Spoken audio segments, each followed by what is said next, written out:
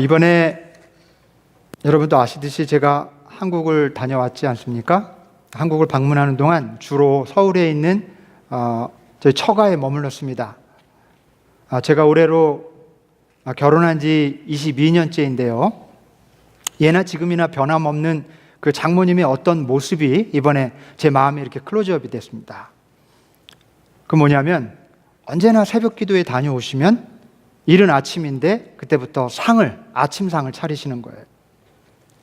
그 아침상을 차리시는 모습이 이번에 좀 제 마음에 이렇게 다가왔습니다. 밥을 새로 지으시고요. 그다음에 국을 끓이시고 물김치, 김, 그리고 볶은 멸치는 언제나 나오는 반찬이에요. 늘 있습니다. 그 반찬은. 그리고 거기다가 그때그때 새로운 반찬을 만들어서 상에 올리십니다. 마치 하늘의 사명을 하나님으로부터 받은 그런 사람처럼 그거를 하루도 빠뜨리지 않고 거르지 않고 아침상을 준비하시는 거예요. 처음에는 제가 결혼하고 맞사위니까 사위가 있으니까 아침상을 그렇게 정성껏 차리시는 줄 알았어요. 그런데 그렇지 않았어요. 22년이 흐르고 그동안 지켜봐온 결과 변함없이 어머님이 하시는 일입니다. 그 아침에. 근데 재미있는 현상은요, 장모님이 이렇게 아침상을 일찍 차려놓으시고 가족들을 깨우시는데요, 그러면 어제 밤잠을 설쳤든 늦게 들어왔든 상관없이 가족들이 모두 일어나서 눈을 비비면서 밥상 앞에 앉는 거예요. 그런 현상이 참 특이했습니다. 좀 더 자겠다든지 샤워나 세수를 하고 나서 먹겠다든지 그런 게 없이 그냥 머리에 이렇게 새집을 지은 채로 상에 앉는 거예요. 베개 자국이 얼굴에 이렇게 난 채로 그냥 먹고 눈에 눈곱이 낀 채로 그냥 앉아서 먹습니다. 눈도 채 못 뜬 채로 먹기도 해요. 누구 하나 밥 먹으라고 야단치거나 강요하지 않는데 마치 이 처가 식구들은 빠져서는 안 되는 아침 기도에 참석하는 사람들처럼 그렇게 장모님이 차려주신 아침밥상을 먹으면서 하루를 시작합니다. 이번에 제가 장모님이 차려주시는 아침밥을 먹으면서 그런 생각이 들었어요. 1년 365일 날마다 차려내시는 장모님의 이 밥상은 그 옛날 일찍 맞딸을 시집 보내고 쓸쓸해하던 가족들을 위로해 주었던 그 밥상이었겠구나. 처제가 어려움을 겪을 때, 또 처남이 사업으로 힘들어할 때 풀 죽을 거 없다고 힘내라고 격려해 주던 그런 밥상이었겠구나. 식구들끼리 투닥거리고 삐쳐 있을 때 그래도 우리는 한 식구 아니냐고 그렇게 품어주던 밥상이었겠구나. 장인어른이 쓰러지셨을 때 아버님을 다시 일으켜준 회복의 밥상, 간호하느라고 지친 가족들에게 용기를 북돋워 주었던 위로의 밥상이었겠구나. 이 밥을 먹고 식구들이 삶을 살아갈 수 있었겠구나. 장모님은요, 남편이 화를 냈다고, 자식들이 말을 안 듣는다고 아침밥상 차리는 일을 거르신 적이 없어요. 제가 알기로. 남편이 잘못했다고, 자식들이 마음에 안 든다고 아침밥상을 차리는 일을 거르는 법이 없습니다. 집안에 아무리 힘들고 어려운 일이 있어도, 슬프고 괴로운 일이 있어도 평생 하루 거르지 않으시고 밥상을 차려내셨습니다. 가만히 생각해 보니까 장모님의 이 아침 밥상은 가족들을 무조건 용서하고 품어주는 무한한 사랑의 손길이었고요, 지친 처가 식구들이 다시 힘을 내서 살도록 하는 일종의 생명의 에너지 같은 것이었습니다. 그렇게 생각하니까 마치 제 눈에 어머님이 사제 같아 보였어요. 사제, 프리스트. 그리고 어머님이 차려내시는 그 아침 밥상은 정성껏 준비한 예배처럼 느꼈습니다.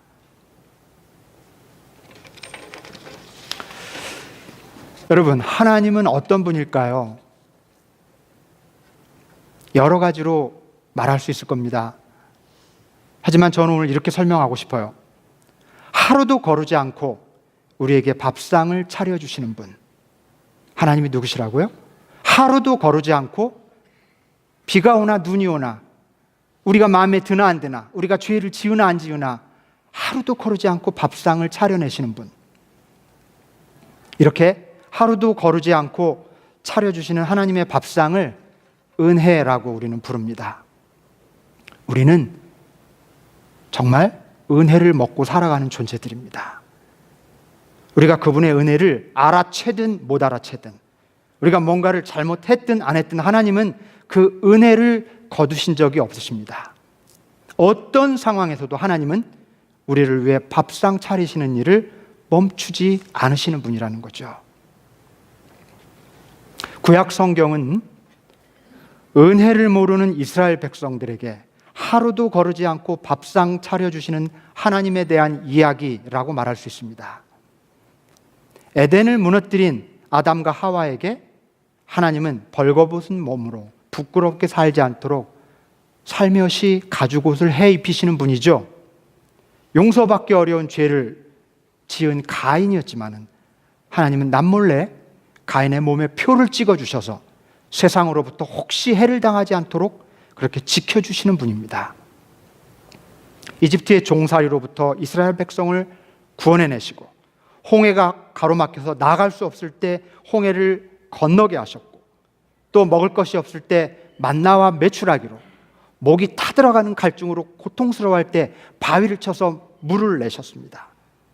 젖과 꿀이 흐르는 가나안 땅에 이를 때까지 이스라엘은 사실 끊임없이 하나님으로부터 멀어지려고 하고 하나님을 불신하고 하나님을 잊으며 살려고 했지만 그러나 그럼에도 불구하고 하나님은 그들에게 거듭 정말 끊임없이 은혜의 밥상을 차려주셨습니다. 그게 구약 성경이라고 요약해서 설명할 수 있습니다.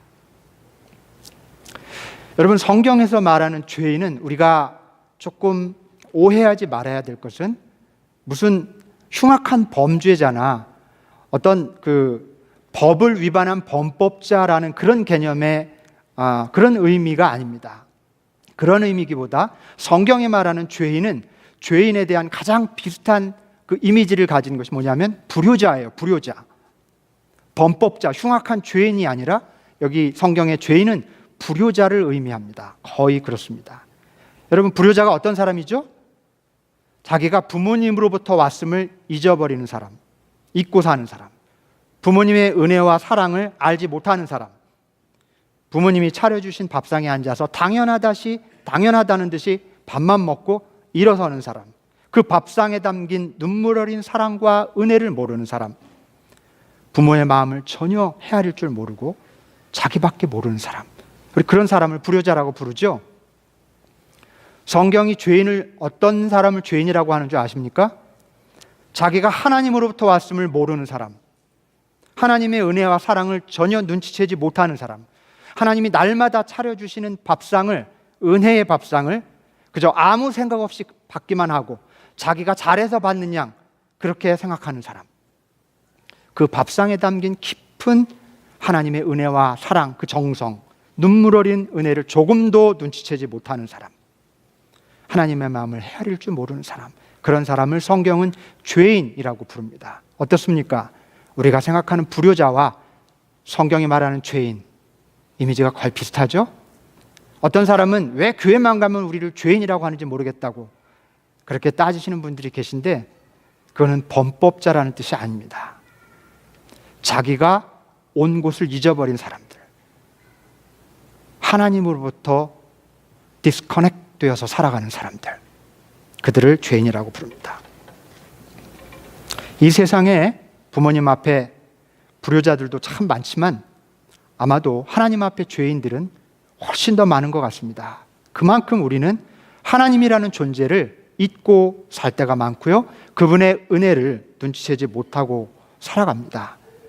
우리는 하나님 앞에 그래서 참 불효자들입니다.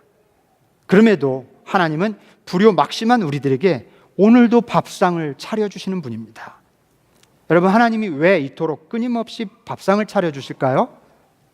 그것은 우리 장모님의 마음과 같을 겁니다. 그리고 우리 모든 어머니들의 마음과 같을 거예요. 왜입니까?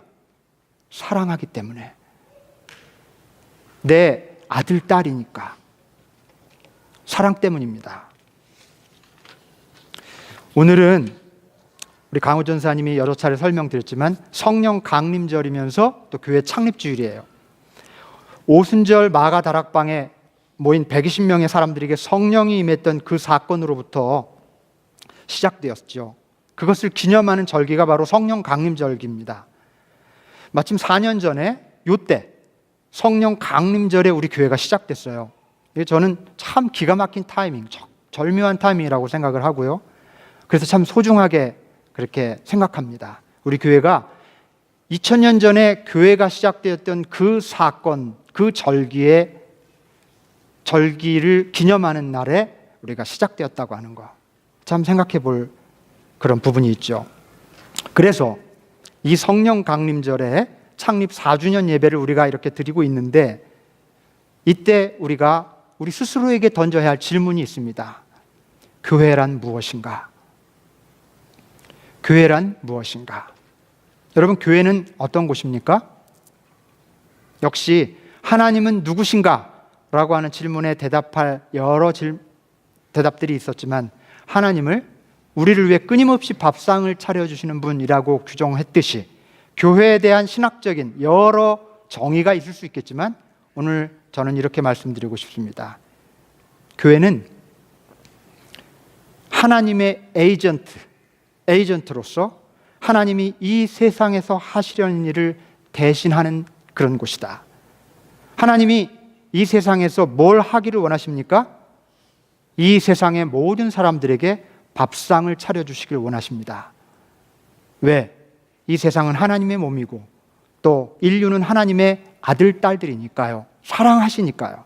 그렇다면 교회가 할 일이 무엇인지, 교회가 어떤 곳인지가 분명해지지 않습니까? 교회는 하나님을 대신해서 이 세상을 향해, 그리고 인류를 향해 따뜻한 밥상을 차려주는 곳입니다. 실력 있고 잘난 사람에게만 밥을 차려주는 것이 아니라 실패하고 못난 사람에게도 밥을 차려주는 곳입니다.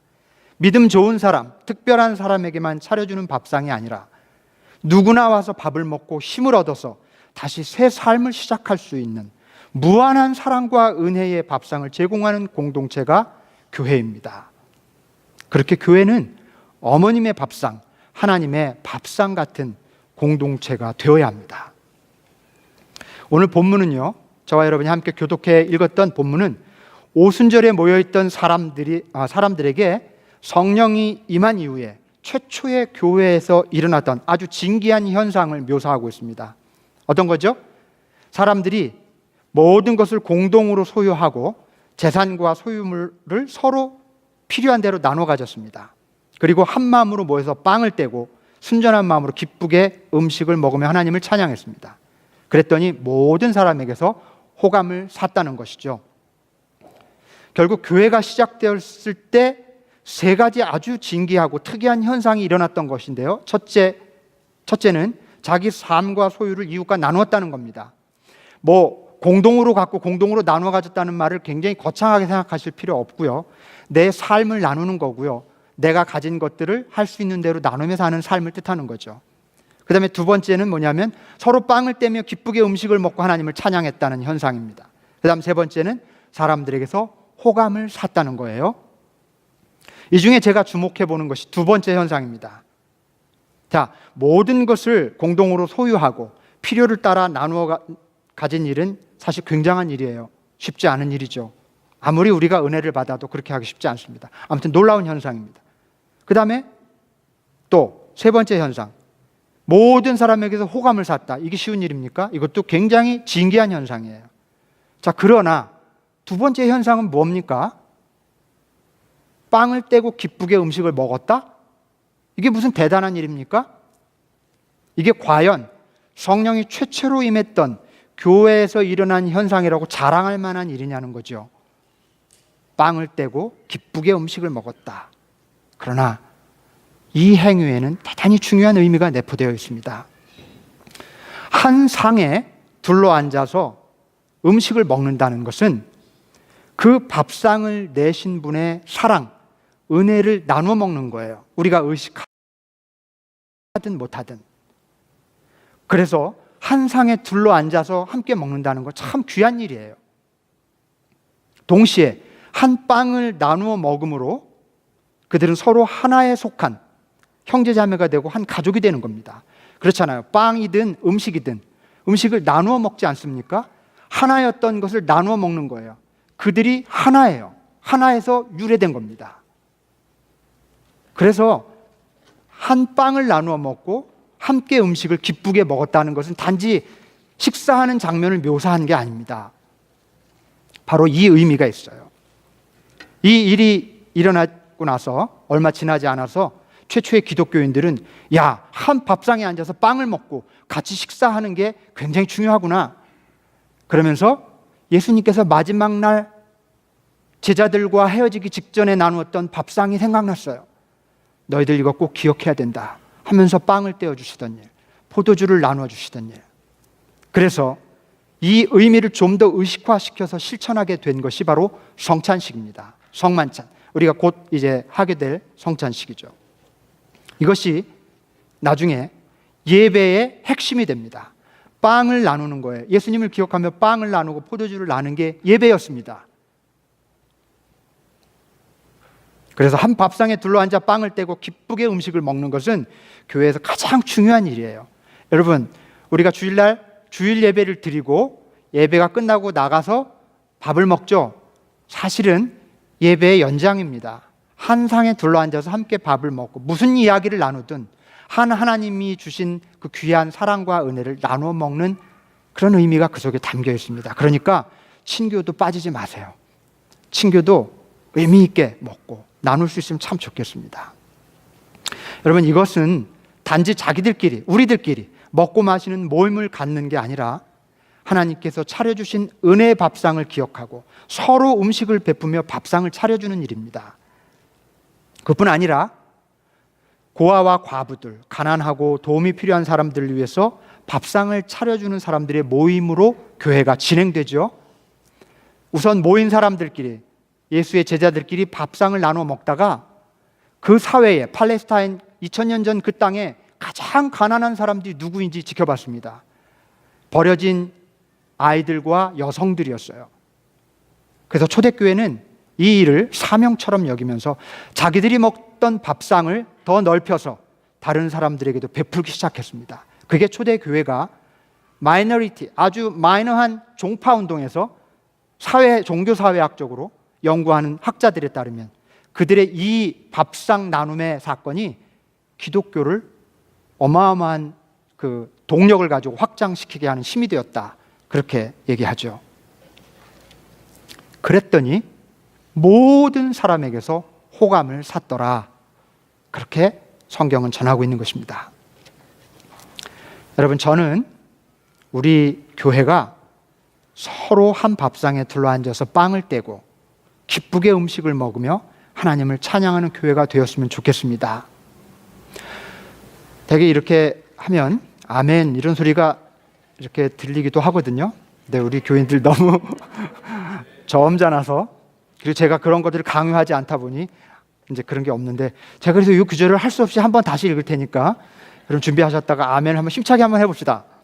여러분, 저는 우리 교회가 서로 한 밥상에 둘러앉아 빵을 떼고 기쁘게 음식을 먹으며 하나님을 찬양하는 교회가 되었으면 좋겠습니다. 아멘. 사실 예배도 한 말씀을 떼어 먹는 거거든요. 그리고 음식도 한 음식을 함께 떼어 먹는 거고요. 이러면서 우리는 한 형제자매, 그리스도 안에서 한 형제자매가 되는 거고요.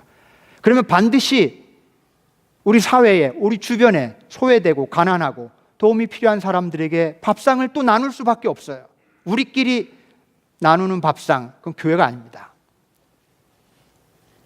가난한 사람들, 도움이 필요한 사람들, 또 우리 교회 안에서도, 우리 형제자매들 사이에서도 말없이 좌절하고 실패하고 어려움에 처했던 사람들에게 우리가 서로 따뜻한 밥상을 차려주는 거예요.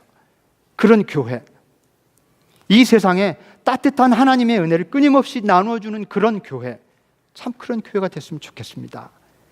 우리가 차려주는 밥상을 통해서 지친 사람들, 배고픈 사람들이 새 힘을 얻을 수 있으면 좋겠어요. 그러면 틀림없이 우리도 모든 사람들에게서 호감을 얻는 그런 교회가 될 것입니다. 자, 끝으로 제가 동시 한 편을 소개하겠습니다. 이름이 이슬이에요. 이슬이라는 초등학교 6학년 어린이가 쓴 동시인데요. 작년도 2016년도 전라북도 교육청에서 공모한 그 공모전에서 동시 부문의 최우수상을 탄 그런 작품입니다. 어린 아이, 6학년 어린이의 시입니다. 제목은 가장 받고 싶은 상. 여러분, 상은 한국말로 테이블이기도 하지만 프라이즈이기도 해요. 그죠? 상. 그 의미를 좀 기억하면서 보시면 좋을 것 같아요. 제가 한번 읽겠습니다. 아무것도 하지 않아도 짜증 섞인 투정에도 어김없이 차려지는 당연하게 생각되는 그런 상. 하루에 3번이나 받을 수 있는 상. 아침상, 점심상, 저녁상. 받아도 감사하다는 말 한마디 안 해도 되는 그런 상. 그때는 왜 몰랐을까? 그때는 왜 못 보았을까? 그 상을 내시던 주름진 엄마의 손을 그때는 왜 잡아주지 못했을까? 감사하다는 말 한마디 꺼내지 못했을까? 그동안 숨겨놓았던 말, 이제는 받지 못할 상 앞에 앉아 홀로 되뇌어 봅니다. 엄마 사랑해요. 엄마 고마워요. 엄마 편히 쉬세요. 세상에서 가장 받고 싶은 엄마상 이제 받을 수 없어요. 이제 제가 엄마에게 상을 차려드릴게요. 엄마가 좋아하던 반찬들로 한가득 담을게요. 하지만 아직도 그리운 엄마의 밥상, 이제 다시는 못 받을 세상에서 가장 받고 싶은 우리 엄마 얼굴상. 이 시의 후기에 이렇게 적혀 있습니다. 우리 엄마께서 올해 암으로 투병하시다가 돌아가셨습니다. 가난했지만 엄마와 함께 지냈던 엄마가 차려주시던 밥상이 그립습니다. 무엇보다 더 보고 싶은 것은 엄마의 얼굴입니다. 참 감동을 주는 시입니다. 그뿐 아니라 더는 받을 수 없는 엄마의 밥상을 생각하면서 슬퍼하는 어린 딸의 마음이 참 대견하기도 하고 또 아프게 다가옵니다. 하지만 이 어린이, 다른 것보다 우리는 그 점을 좀 주목해 보았으면 좋겠어요. 이 어린이처럼 우리도 왜 그땐 몰랐을까? 왜 그땐 보지 못했을까? 이 마음을 우리가 가졌으면 좋겠어요. 왜 우리는 지금까지 살아오면서 하나님의 은혜를 몰랐을까? 하나님의 그 따뜻한 사랑을 보지 못했을까? 하나님이 차려주신 은혜의 밥상이 얼마나 소중한 것인지 오늘 우리는 이 어린이의 그 시 속에 담겨있는 마음을 통해서 좀 우리가 깨달을 수 있으면 참 좋겠습니다. 한 걸음 더 나가서 저는 이 어린이가 엄마를 위해서 상을 차리겠다고 고백하는 대목을 좀 우리가 주목해 봤으면 좋겠습니다. 저는 이 자세를 오늘 말씀의 결론으로 삼고 싶습니다.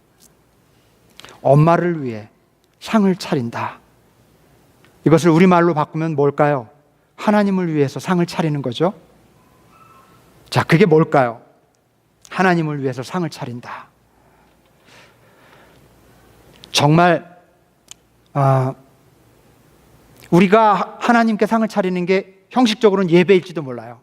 하나님의 은혜에 감사해서 예배를 드린다는 것은 하나님께 감사의 상을 차려드리는 거죠. 그러나 진짜 예배가 완성되려면 하나님이 이 세상과 모든 사람에게 하시려고 하는 일을 우리가 대신하는 겁니다. 엄마의 은혜에 감사해서 이 어린이가 이제 엄마를 위해 상을 차리겠대요. 상 차리는 사람으로 살기로 결심한 거죠. 우리도 그럴 필요가 있습니다. 하나님의 은혜에, 하나님이 차려주신 은혜의 밥상에 감사하다면 이제 그저 감사하고 말 일이 아니라 앞으로 우리에게 주어진 삶, 하나님의 에이전트로서 그리고 크리스찬으로서 우리에게 주어진 삶 가운데 만나는 모든 사람들을 위해 따뜻한 밥상을 차려줄 수 있는 삶, 그런 교회, 이 일을 감당하는 것이 우리가 해야 할 일이 아닐까. 그리스도인은 하나님께서 우리를 위해 날마다 은혜의 밥상을 차려주심을 아는 사람들입니다. 그리고 진짜 그리스도인은 하나님의 그 은혜를 감사할 뿐만 아니라 하나님을 대신해서 세상을 향해 따뜻한 밥상을 나눌 줄 아는 사람들입니다. 여러분이 세상을 향해 기꺼이 밥상을 차릴 줄 아는 멋진 그리스도인이 되시기를, 그리고 우리 교회가 그런 멋진 교회가 될 수 있기를 주님의 이름으로 간절히 축원합니다. 아멘. 기도하겠습니다.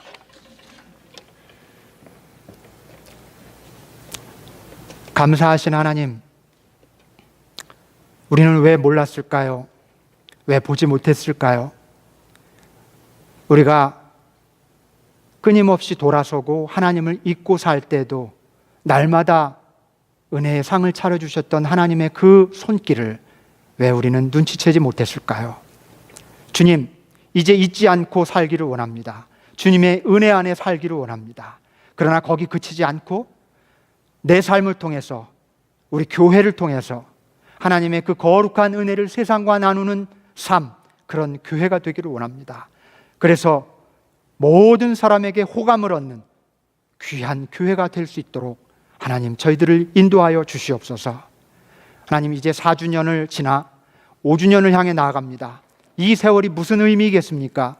주님, 참으로 주님 기뻐하시는 교회, 주님이 하시고자 하는 일을 감당하는 교회가 되게 하여 주시옵소서. 우리 주 예수 그리스도의 이름으로 간절히 기도하옵나이다. 아멘.